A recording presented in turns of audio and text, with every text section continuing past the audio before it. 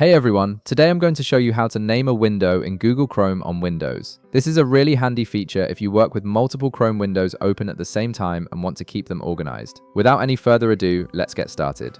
First, you'll want to open your Google Chrome browser on your Windows computer. Once Chrome is up and running, direct your attention to the top of the browser window where your tabs are located. This is the area where all your open tabs are displayed in a horizontal row. Now, here's the key step.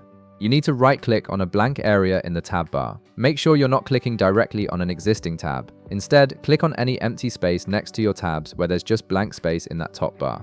This is important because clicking on the blank area gives you access to the window options rather than individual tab options. When you right-click on this blank space, a small context menu will pop up with several options. From this menu, look for and click on the option that says Name Window.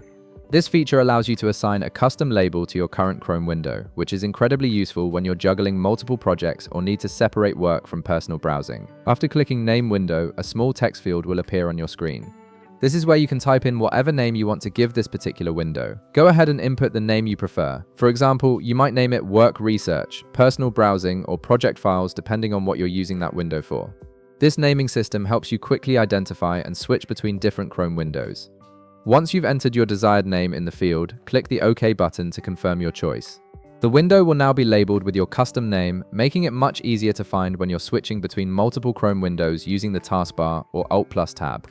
And that's it. You've successfully named your Chrome window, which will help you stay organized and navigate between different browsing sessions more efficiently. If this video helped you out, be sure to leave a like, subscribe, and I'll see you in the next one.